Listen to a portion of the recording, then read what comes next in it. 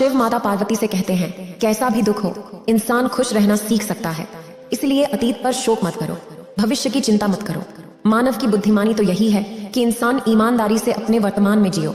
लेकिन अधिकांश व्यक्ति वर्तमान में जीना नहीं जानते, क्योंकि उसे जीना ही नहीं आता। वह इंसान बीते हुए कल की चिंता करते रहता है और उसे आने वाले भविष्य की चिंता करनी है। और यदि इंसान वर्तमान में जी सकता है, फिर भगवान शिव कहते हैं, इंसान कोशिश करके देख ले। एक बार जब इंसान वर्तमान में जीने लगेगा, तो ना ही उस इंसान को अतीत के बीतने का कोई दुख होगा और ना ही आने वाले भविष्य की कोई चिंता रह जाएगी। फिर माता पार्वती कहती है, हे देवों के देव महादेव, यह कौन सा मंत्र है जिसे जान लेने के बाद इंसान अपने दुख को भुलाकर खुश रहना सीख जाएगा। फिर भगवान शिव कहते हैं, हे देवी, आज की ये कहानी इंसान को कुछ ऐसा ज्ञान देने वाली है जिसे पूरा सुन लेने के बाद इंसान अपने भूतकाल और अपने भविष्य काल को कहीं पीछे छोड़कर वर्तमान में जीना सीख जाएंगे। इसलिए आज मैं एक बौद्ध भिक्षुक के रूप में पृथ्वी लोक पर जा रहा हूँ, वह मंत्र बताने के लिए। इसलिए हे देवी, अब मैं ये कहानी शुरू करता हूँ। अगर आप यह कहानी सुन रहे हैं तो पूरा सुनिए। इस कथा को आधा अधूरा छोड़कर जाने की गलती मत करिएगा, क्योंकि इस पवित्र कथा को पूरा सुनने से मनचाहा फल की प्राप्ति होगी। इसलिए इस कथा को पूरा सुने। आप शिव भक्त हैं तो भोलेनाथ का अनादर ना करें। बहुत समय पहले की बात है, एक छोटा सा गांव था। उस गांव में एक युवक रहता था जिसका नाम था रामू। रामू एक बड़े से व्यापारी के यहाँ नौकरी किया करता था, लेकिन उसे हमेशा यही लगता था कि वो तो एक मामूली सा काम कर रहा है। ये काम बहुत छोटा है, बहुत तुच्छ है। वो कभी भी अपने काम की इज्जत नहीं करता था, न ही वह अपने महत्व के बारे में जानता था। जो भी कार्य वो करता उसे वो बहुत घटिया काम लगता और उसके मन में केवल एक ही विचार चलते कि मैं इस काम को कितनी जल्दी छोड़ दूं और मैं खुद का व्यापार शुरू करूं। लेकिन उसके घर पर उसके माता पिता, उसकी पत्नी और उसके 2 बच्चे थे, जिनकी जिम्मेदारियों के कारण वह अपनी इस नौकरी को छोड़ नहीं पा रहा था, क्योंकि उसके घर की सारी जिम्मेदारियां उसी के कंधों पर थीं। उसके घर में और कोई दूसरा कमाने वाला नहीं था और यही कारण था कि वो अपनी उस नौकरी को छोड़ नहीं पा रहा था। लेकिन जब भी वह खाली होता, जब भी वो एकांत में बैठता, तो उसके मन में तरह तरह के विचार आते। आज नहीं तो कल मैं अपना व्यापार शुरू ही कर लूंगा। यदि मैं व्यापार ना भी शुरू कर पाया तो एक छोटी सी दुकान खोल लूंगा, जिससे मेरा गुजर बसर होने लगेगा और मेरे परिवार की जिम्मेदारियां भी पूरी होने लगेंगी। इसी प्रकार वो कभी के काम के बारे में तो कभी दूसरे काम के बारे में सोचा करता था। वो हमेशा सोचता, यदि मैं कुछ बड़ा काम करूंगा तभी लोग मेरी इज्जत करेंगे, कभी मेरा सम्मान करेंगे, अन्यथा लोग मुझे यूं ही नाकारा नाकामयाब समझेंगे। इसलिए जब भी कोई रिश्तेदार, जब भी कोई सगा संबंधी उससे उसके काम के बारे में पूछता, बेटा क्या काम करते हो, तो वो अपने काम को छुपाने का प्रयास करता। वह उसे नजर चुराता। वो मन ही मन यह सोचा करता, यदि मैंने अपनी छोटी सी नौकरी के बारे में नहीं बता दिया तो ये लोग मेरे बारे में क्या क्या सोचेंगे। इतनी अच्छी पढ़ाई लिखाई करके या छोटी सी मामूली सी नौकरी कर रहा है, इससे अच्छा तो होता कि कोई काम ना करता होता, घर पर बैठा होता। इसलिए जब भी उसे कोई जोर जबरदस्ती करके ये पूछने का प्रयास करता कि क्या काम कर रहे हो, तो वह उनसे केवल एक ही बात कहता था, अभी तो मैं काम ढूंढ रहा हूँ, मैं भी काम की तलाश कर रहा हूँ, अभी तक मुझे कोई काम ही नहीं मिला। क्योंकि अपने मन में वह हमेशा एक ही बात सोचा करता था कि अपने काम के बारे में किसी को भी बताना सही नहीं रहेगा, अन्यथा लोग मेरा मजाक उड़ाएंगे, मेरे बारे में न जाने क्या क्या सोचेंगे, न जाने कैसे कैसी बातें करेंगे, जिससे इस समाज में मेरी इज्जत घट जाएगी और लोग मुझे ताने मारेंगे। वह तरह तरह के उलाहने देंगे। इसी प्रकार के विचार उसके मन में हमेशा चलते रहते थे और वो हमेशा बहुत परेशान रहता था। कोई न कोई ऐसा उपाय निकालने की कोशिश में लगा रहता जिससे कि लोग उसका सम्मान करें, उसकी इज्जत करें, जिस कारण वो बहुत तनाव में रहने लगा था, बहुत चिंतित रहने लगा था। और जो नौकरी वो किया करता था, उस नौकरी में उसे अच्छा वेतन मिलता था, जिससे उसका उसके पूरे परिवार का भरण पोषण बहुत आसानी से हो जाता था। लेकिन फिर भी वो अपने आप को बेकार समझता था, नाकारा नालायक समझता था, जिस कारण उसे रातों को नींद नहीं आती थी, तो बहुत चिंतित रहता, परेशान रहता। वो अपने आप को हमेशा फालतू समझता था। उसे लगता कि वो इस दुनिया में एक अकेला ऐसा इंसान है जो पूरी तरह से बेकार है, नालायक है, निकम्मा है। और कभी कभी तो उसके मन में आत्महत्या करने के विचार भी उत्पन्न होने लगते थे। लेकिन जैसे तैसे वो खुद को मना लेता और अपने कामों में लग जाता। एक दिन की बातें हैं, वह एक पहाड़ की चट्टान पर बैठकर रो रहा था, बिलख रहा था। तभी वहां से एक बौद्ध भिक्षु गुजर रहे थे जो भगवान शिव थे। उसे रोता देख वो बौद्ध भिक्षु उस व्यक्ति के पास गए और उससे कहने लगे, क्या तुम यहाँ से कूदकर अपनी जान लेने की सोच रहे हो? तो व्यक्ति कहता है, आपने बिल्कुल ठीक कहा, लेकिन आपको इससे क्या फर्क पड़ता है? मेरा जीवन है, मैं इसके साथ जो चाहूं वह करूं। तभी वो बौद्ध भिक्षु उस व्यक्ति से कहते हैं, तो अभी तक रुके क्यों हो? अगर तुम्हें ये करना ही है तो यहाँ पर बैठकर रोने से क्या फायदा? इस बात को सुनकर वह व्यक्ति क्रोधित हो जाता है और उन बौद्ध भिक्षु से कहता है, देखिए महाराज, मैं यहाँ जो भी करने आया हूँ वो तो मैं करूंगा ही, लेकिन आपको इसमें दखल अंदाजी करने की कोई जरूरत नहीं। इतना कहते ही वो व्यक्ति फूट फूट कर रोने लगता है। तभी बौद्ध भिक्षु उस व्यक्ति से कहते हैं, अच्छा ये बताओ, क्या तुम सब कुछ छोड़ आए हो? क्या तुम अपने साथ कुछ लाए भी हो? तभी वह व्यक्ति उस बौद्ध भिक्षु के इस सवाल का जवाब देते हुए कहता है, मैं सब छोड़ आया हूँ, मेरे पास कुछ नहीं है, ना ही मेरे पास खोने के लिए कुछ है, तो फिर भला मैं जीकर क्या करूंगा? ये सुन बौद्ध भिक्षु उस व्यक्ति से कहते हैं, यदि ऐसा है तो तुम अपने सर पर ये बोझ लिए क्यों ढो रहे हो?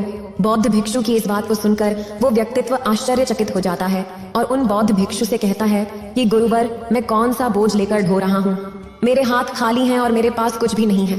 तभी वो बौद्ध भिक्षु कहते हैं, तुम्हारी सांसें भी ठीक से नहीं चल रही, तुम यहाँ पर आए तो हो इस दुनिया को छोड़ने और फूट फूट कर रोए भी जा रहे हो। एक खाली इंसान कभी भी ऐसा नहीं करता है, जो कंगाल हो चुका हो, जिसके पास और कुछ न बचा हो, वो भला क्यों रोएगा? यह सुन व्यक्ति और भी क्रोधित हो जाता है और उस बौद्ध भिक्षु से कहता है, आपको इससे क्या मतलब? तभी वो बौद्ध भिक्षु उस व्यक्ति से कहते हैं, क्या तुमने कभी अपने अंदर की ओर झांकने की कोशिश की है? तुमने कितना बड़ा बोझ उठाया हुआ है, तुम कितना कुछ बोझ लेकर अपने इन दोनों कंधों पर ढो रहे हो। इन सभी बोझों को कब तक अपने पास रखोगे? इन बोझे को यहीं पर उतार दो और थोड़ा सा हल्का हो जाओ। जैसे ही उस व्यक्ति ने उस बौद्ध भिक्षु के मुंह से ये सारी बातें सुनी, वह तुरंत ही उनके चरणों में गिर पड़ा और उनसे हाथ जोड़कर कहने लगा कि गुरुवर, अभी तक मुझे कुछ समझ नहीं पाया। यहाँ से कई लोग आए और गुजर गए, लेकिन किसी ने भी मुझे ये सब नहीं कहा। आपने तो मेरे मन की बात पढ़ ली, यहाँ तक कि मेरे घर वाले तक मुझे नहीं समझ पाए, लेकिन आपने एक बार में ही मुझे पूरी तरह से पढ़ लिया। आगे वो व्यक्ति उस बौद्ध भिक्षुक से कहता है, क्या आप मेरी इस समस्या का समाधान कर सकते हैं? वो भिक्षु कहते हैं, कहाँ है समस्या? तो वह व्यक्ति कहता है कि मेरे घर पर है, आप मेरे साथ चलिए। फिर बौद्ध भिक्षुक कहते हैं, समस्या तुम्हारे घर पर नहीं है। वो व्यक्ति कहता है, नहीं नहीं गुरुवर, समस्या मेरे घर पर ही है, आप एक बार मेरे साथ चलकर तो देखिए। वो बौद्ध भिक्षु उस व्यक्ति को समझाते हुए कहते हैं, समस्या तुम्हारी घर पर नहीं बल्कि तुम्हारे भीतर है। क्या तुमने कभी अपने भीतर झांकने की कोशिश की है? सारी समस्याएं तुम्हारे भीतर हैं। जब तक तुम उनका समाधान नहीं करोगे, तब तक तुम्हें हर जगह हर समय केवल समस्या ही नजर आएंगी। और यदि समस्या घर पर है, तो तुम इस पहाड़ की चोटी पर क्या कर रहे हो? तुम तो कह रहे थे कि तुमने पीछे सब कुछ छोड़ दिया है, अपना घर, अपना परिवार, अपने सगे संबंधी। और यदि तुमने ये सारी चीजें छोड़ ही दी हैं, तो तुम्हारी समस्या भी वहीं पर छूट गई। फिर तुम भला इतने परेशान क्यों हो? उस बौद्ध भिक्षु के मुंह से ये सारी बातें सुनकर वह व्यक्ति कहता है कि गुरुवर, आप सही कहते हैं, मैं आपकी बातों को समझ पा रहा हूँ। कमी तो मेरे अंदर है, मैं किसी काम का नहीं हूँ। मैं जब भी कोई काम करने जाता हूँ तो सब बिगाड़ देता हूँ, मेरे हाथों सारे काम गड़बड़ हो जाते हैं।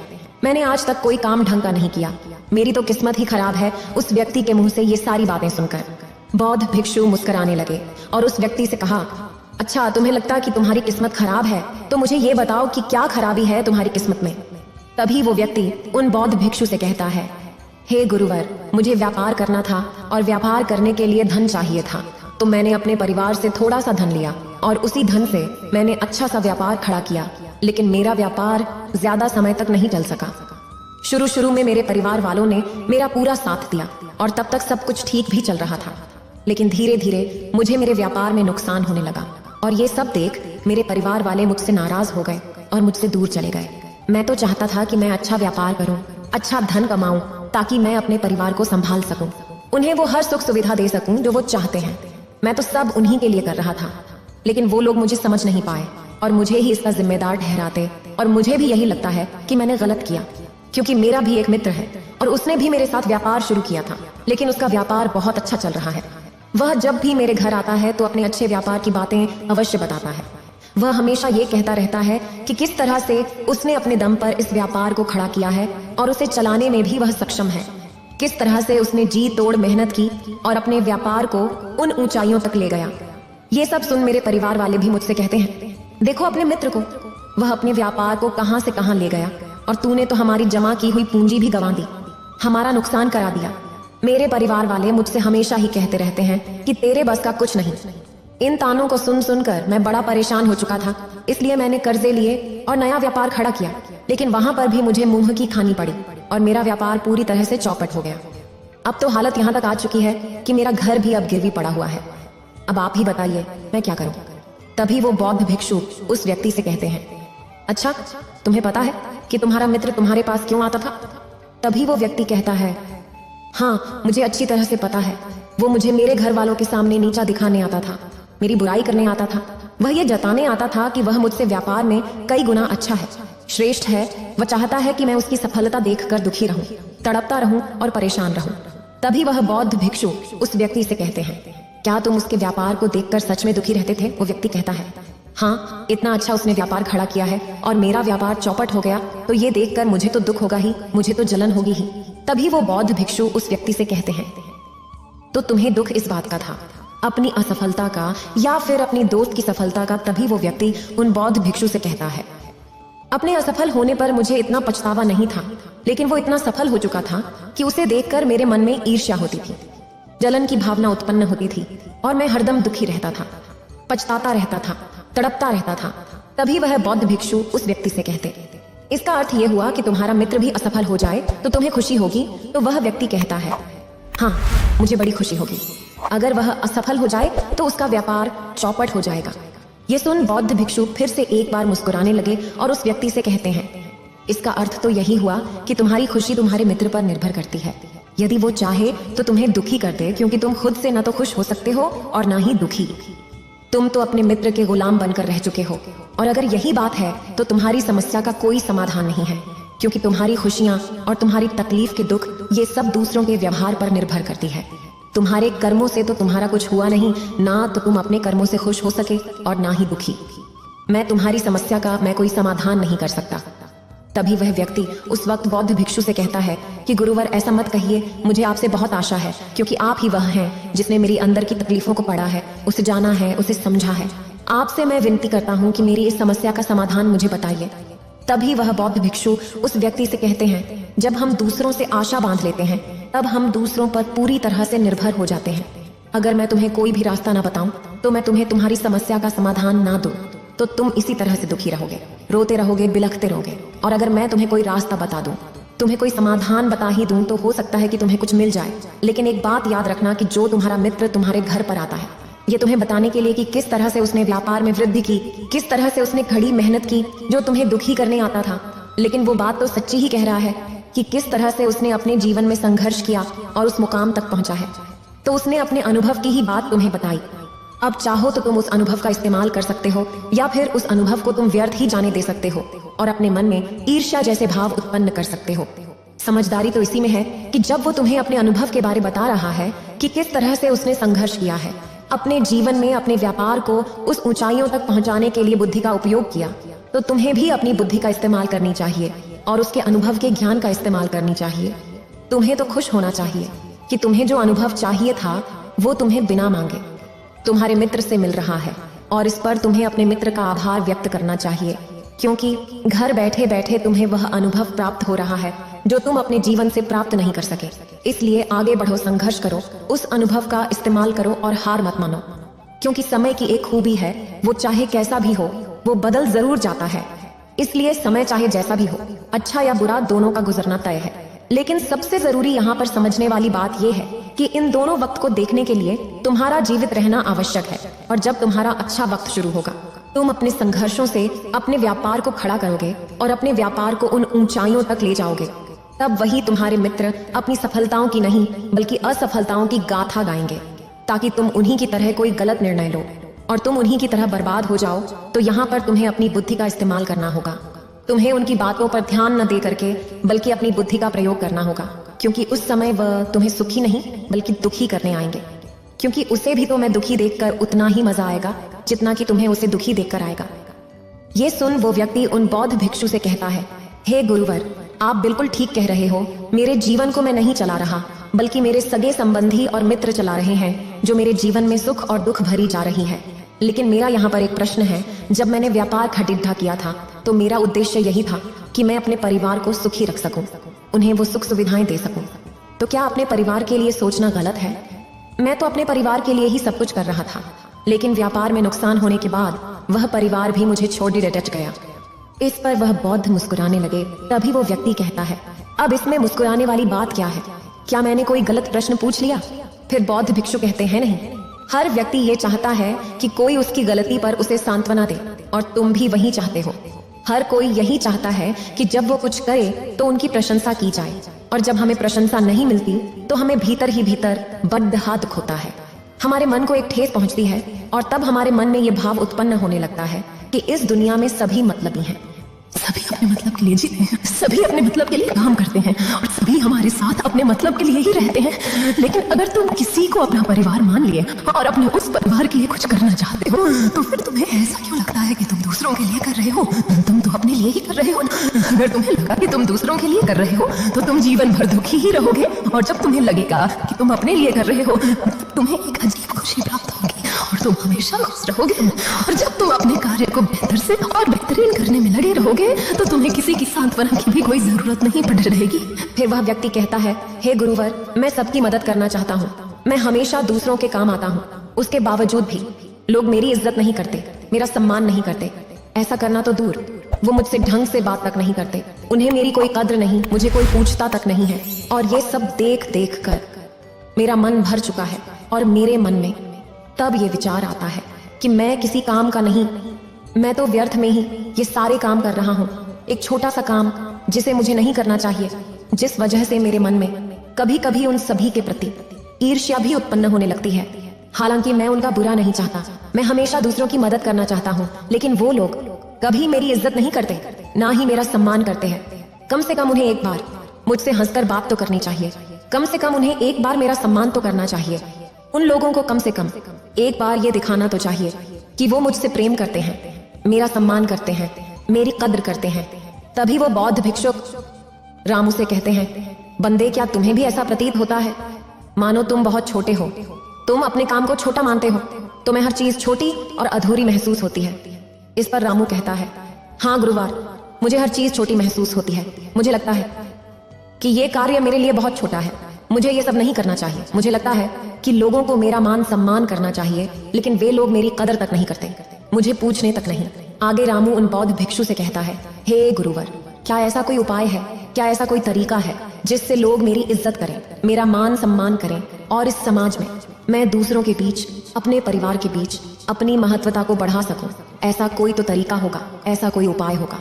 इस पर बौद्ध भिक्षु मुस्कुराने लगे और रामू को जवाब देते हुए कहते हैं, बंदे, जब तक तुम खुद को नहीं समझोगे, खुद को नहीं जानोगे और खुद का सम्मान करना नहीं सीखोगे, तब तक लोग तुम्हारी कदर नहीं करेंगे। जब तक तुम खुद को ही छोटा मानोगे, तब तक भला तुम्हें कोई दूसरा कैसे बड़ा मान सकता है। आगे वह बौद्ध भिक्षु रामू से कहते हैं, बंदे, अभी कुछ देर पहले मैंने तुमसे भिक्षा मांगी थी। ऐसा नहीं है कि हर द्वार से हमें भिक्षा मिल ही जाती है, कुछ द्वार पर तो हमें यूं ही खाली हाथ लौटना पड़ता है, लेकिन हमें जो कुछ भी मिलता है उसके लिए हमारे मन में धन्यवाद की भावना होती है। धन्यवाद का भाव होता है जिससे हम खुद को सम्मान दे पाते, दूसरों के प्रति प्रेम सिखा पाते हैं। किंतु जब तक हम खुद को कोसते रहेंगे, खुद को नीचा दिखाते रहेंगे, तब तक हम कभी प्रेम नहीं कर सकते। जब हम खुद की ही इज्जत नहीं करते तो भला लोग हमारी इज्जत क्यों करेंगे? जब हम खुद से ही प्रेम नहीं कर सकते तो लोग हमसे प्रेम क्यों करेंगे? तभी रामू उन बौद्ध भिक्षुओं की बात काटते हुए कहता है, परंतु हे गुरुवर, मैं तो एक तुच्छ काम करता हूँ, और इस तुच्छ काम में मैं अपने आप को कैसे बड़ा मान सकता हूँ? इस छोटे से काम में मैं खुद को कैसे संतुष्ट कर सकता हूँ? मैं कैसे एक छोटे से छोटे काम के लिए अपने मन में एक धन्यवाद का भाव पैदा कर सकता हूँ? भला यह सब कैसे संभव होगा अगर मैं अपने आप को पसंद ही न करता हूँ, अपने काम को पसंद ही न करता हूँ? तभी वह बौद्ध भिक्षु रामू से कहते हैं, बंदे, तुम सड़क पर बैठे उस भिखारी को देख सकते हो। इस पर रामू कहता है, हाँ गुरुवर, मैं उसे देख पा रहा हूँ, फटे हाल दर दर भटकता हुआ। वो भिखारी कितना लाचार है जो उसे इस तरह से भीख मांगनी पड़ रही है। तभी तो बौद्ध भिक्षु कहते हैं, क्या तुम इससे अच्छे हालात में नहीं हो? क्या उसके पास वो सब है जो तुम्हारे पास है? तभी रामू कहता है, नहीं गुरुवर, ये तो उसके पास मेरी जैसी नौकरी होती तो वह भी अच्छा खासा कमा रहा होता और अपने परिवार का भरण पोषण कर रहा होता। तभी वो बौद्ध भिक्षु कहते हैं, बंदे, जब तुम उससे अच्छे हालात में हो तो तुम्हें दुखी होना चाहिए या खुश होना चाहिए? इस पर रामू कहता है, ही गुरुवर, मुझे खुश होना चाहिए क्योंकि मैं उससे कहीं अच्छे हालात में हूँ। तभी वह भिक्षु कहते हैं, हर किसी को अच्छी नौकरी नहीं मिल पाती, हर किसी को अच्छी तनख्वाह नहीं मिल पाती, हर कोई अपने परिवार का भरण पोषण तक ठीक से नहीं कर पाता, लेकिन तुम यह सब करने में सक्षम हो। यदि तुम कुछ इस प्रकार सोचोगे तो तुम्हारे मन में भी धन्यवाद का भाव उत्पन्न होने लगेगा। तुम्हारा ये शरीर स्वस्थ है, तुम जहां चाहो वहां जा सकते हो, जैसे चाहो वैसे काम कर सकते हो, तुम्हें किसी प्रकार की कोई चिंता नहीं, कोई फिक्र नहीं। लेकिन फिर भी तुम अपने आप को, अपने काम को तुच्छ समझते हो, छोटा समझते हो। इसलिए तुम्हारा यह नजरिया ही तुम्हें अपने आप छोटा बनाता जा रहा है और तुम किसी भी काम को छोटे नजरिए से ही देखते हो। इससे तुम्हें अपने नजरिए को बदलने की जरूरत है। यदि तुम अपने नजरिए को बदल लेते हो तो धीरे धीरे सब कुछ अच्छा हो जाएगा। और अगर नहीं बदल पाते तो आज जो कुछ भी तुम्हारे पास है, देखना ना, एक दिन तुम सब कुछ खो बैठोगे और तब तुम्हारे पास कुछ ना होगा। तुम केवल पश्चाताप करोगे, रोगे, लेकिन तुम्हारे हाथ कुछ नहीं आएगा। लेकिन यदि एक बार तुम खुद से प्यार करना सीख जाओ तो तुम्हारा विश्वास खुद पर बढ़ने लगेगा और खुद पर विश्वास बढ़ने के बाद सबसे पहला बदलाव जो तुम्हारे अंतर मन के अंदर आएगा वह होगा प्रेम, और प्रेम भाव का हमारे मन में उत्पन्न होना, अर्थात हमारा खुद पर विश्वास बढ़ना। और जब हमारा विश्वास खुद पर बढ़ने लगता है तो हमारी संकल्प शक्ति भी मजबूत होने लगती है। आगे वो बौद्ध भिक्षु रामू से कहते हैं कि तुमने कभी किसी नेता को देखा है, कोई ऐसा नेता जो भी काम हाथ में लेता है उसे वो पूरा करके ही दम लेता है, भले ही उस काम के लिए उसकी कितनी भी निंदा क्यों ना की जाए, लोग उसके खिलाफ ही क्यों ना खड़े हो जाएं, लेकिन वह तब तक नहीं रुकता जब तक कि वो उस काम को पूरा ना कर ले। यदि वो किसी अच्छे कार्य में जुटा है तो लोग खुद ब खुद उसकी इज्जत करेंगे, उसका सम्मान करेंगे और लोग उसके साथ जुड़ते चले जाएंगे, जिससे उसका एक अलग ही महत्व बन जाएगा। लोग उसकी वैल्यू भी करेंगे। ठीक उसी प्रकार तुम्हें भी अपने जीवन में जिस भी काम को अपने हाथ में लेना है उसे सही ढंग से और सही तरीके से पूरा करना है, और तब तक तुम्हें रुकना नहीं है जब तक कि तुम उस काम को पूरा न कर लो। यदि तुम ऐसा करते हो तो तुम्हें लोग देखेंगे, तुम पर ध्यान देंगे, और सब लोग तो वे इस बात से जाने लगेंगे कि व्यक्ति जो भी काम अपने हाथ में लेता है उसे पूरा करके ही दम लेता है, जिससे लोगों की नजरों में तुम्हारा मान सम्मान, तुम्हारी वैल्यू बनने लगेगी, लोग तुम्हारी कदर भी करेंगे। आगे वो बौद्ध भिक्षु रामू को अगला तरीका बताते हुए कहते हैं, जब हम दूसरों के काम आते हैं, दूसरों की मदद करते हैं, तो इससे भी लोगों के बीच हमारी महत्वता बढ़ जाती है, जो बहुत अच्छी बात है। लेकिन मैं तुम्हें सावधान कर देता हूँ, हर समय अगर आप किसी के लिए मौजूद रहेंगे तो आपकी जरूरत नहीं पड़ेगी, कोई आपको गंभीरता से नहीं लेगा, और तब तुम्हारा फायदा उठाने वाले तुम्हारे इर्द गिर्द घूमते नजर आएंगे, तुमसे अपना काम निकलवाएंगे, और जब उनका काम खत्म हो जाएगा तो वो तुम्हें यूं ही छोड़ देंगे, जिससे तुम्हारे मन को ठेस पहुंचेगी, तुम्हें तकलीफ पहुंचेगी और तुम्हें लगेगा कि दुनिया बहुत बेकार है, यहाँ पर रहने वाले लोग केवल मतलबी हैं, अपने मतलब के लिए सोचते हैं। इसलिए मैं तुम्हें सावधान करना चाहता हूँ कि हर समय उपलब्ध मत रहो।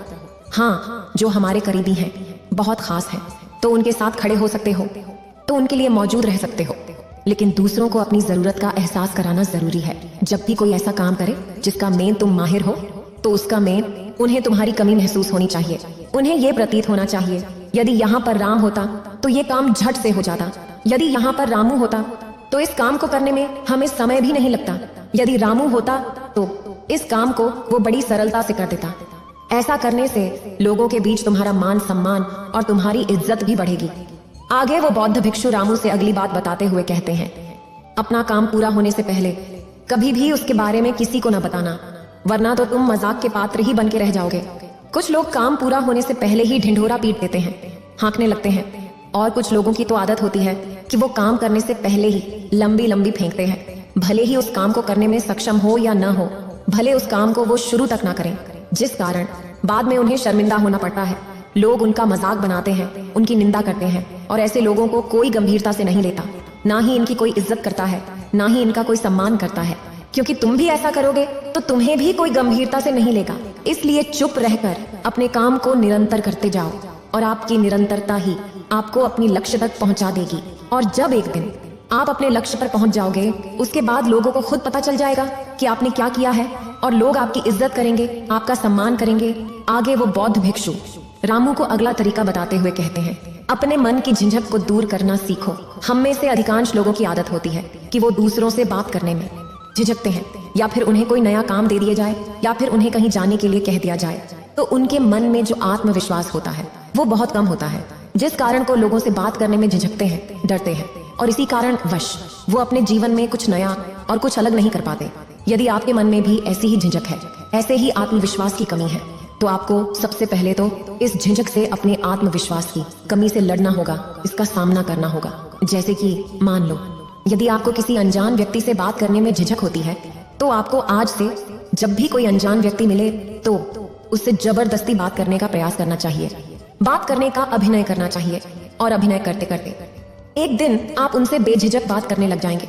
आप किसी भी अनजान व्यक्ति से बेधड़क बात कर पाएंगे, मानो ऐसा लगेगा ही नहीं कि आपने कभी मिलने तक नहीं, और ये आपकी पहली मुलाकात है। और जब आपके अंदर ये आत्मविश्वास जग जाएगा या आत्मविश्वास बढ़ जाएगा, तो जब भी आप लोगों के सामने अपनी बात रखेंगे तो वह साफ और स्पष्ट तौर पर रख पाएंगे, जिससे लोगों को आपकी बात साफ और स्पष्ट तौर पर समझ में आएगी और लोग आपकी बातों से सहमत होंगे।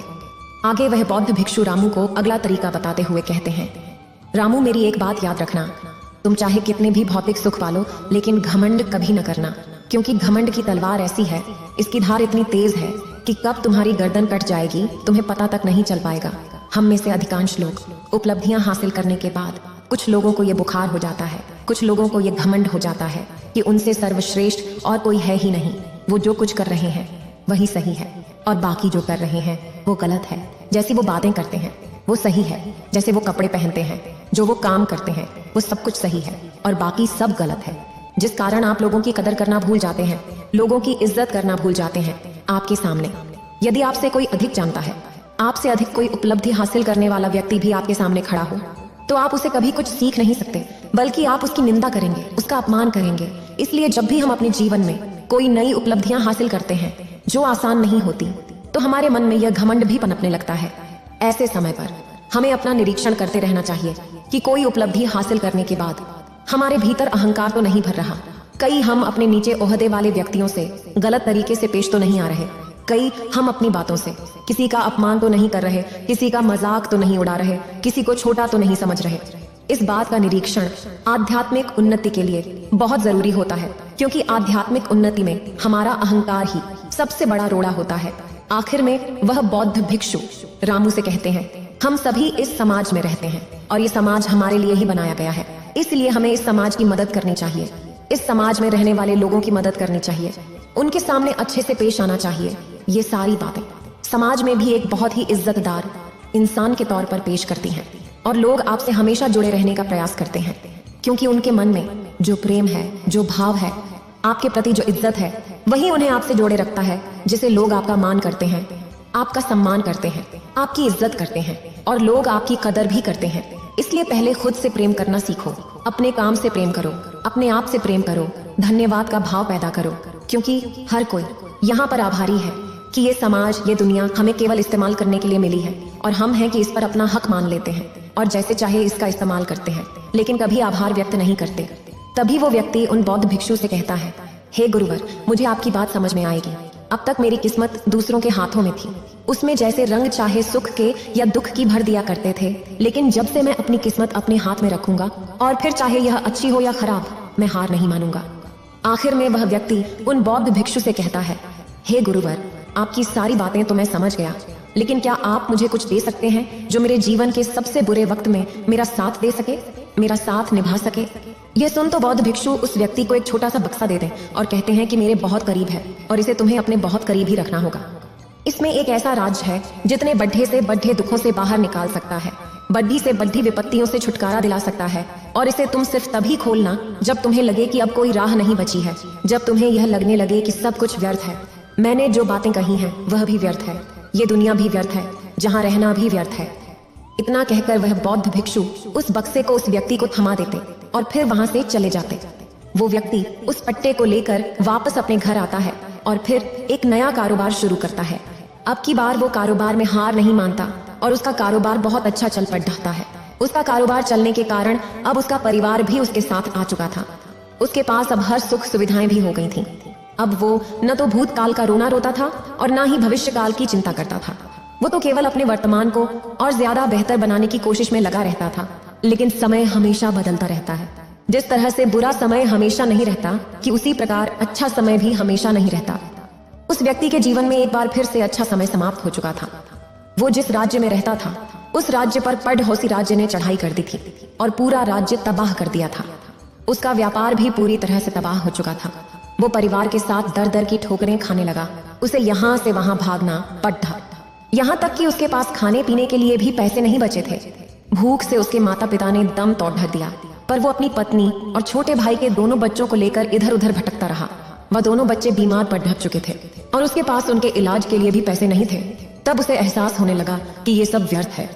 उसका ये जीवन जीना भी क्या है, ये पूरा संसार व्यर्थ है और जो कुछ भी बातें उन भिक्षुओं ने मुझसे कही थी वो सभी बातें भी व्यर्थ हैं। आज मेरे पास कुछ नहीं बचा। आज मेरे पास जीने का कोई मकसद नहीं बचा। उन भिक्षुओं ने जो कुछ भी कहा था उन सब बातों का आज कोई मतलब नहीं रह गया। अंततः जीवन को तो समाप्त होना ही है, तो फिर जीवित रहकर भाग दौड़ करके अपने जीवन में वो ऊंचाइयां हासिल करना हो, सफलताएं हासिल करना, ये सब किस काम का? मेरा जीना भी अब मुझे व्यर्थ ही लग रहा है। अगर मैंने उसी समय हिम्मत करके इस जीवन को और अपने शरीर को क्या दिया होता तो शायद आज मुझे यह सब नहीं देखना पड़ता। वह पूरी तरह से निराश हो चुका था, अंदर से पूरी तरह से टूट चुका था। वह सब सोच रहा था कि तभी उसकी नजर उस बक्से पर पड़ी जो उसे उन बौद्ध भिक्षुओं ने दिया था। उस बक्से में एक पर्ची थी जिस पर यह लिखा था कि आपकी नई जिंदगी की शुरुआत कहीं से भी हो सकती है। आपके पास सोने का सिक्का हो या ना हो, लेकिन आपके पास वो हिम्मत तो है, तो कुछ न कुछ अवश्य ही कर लेंगे।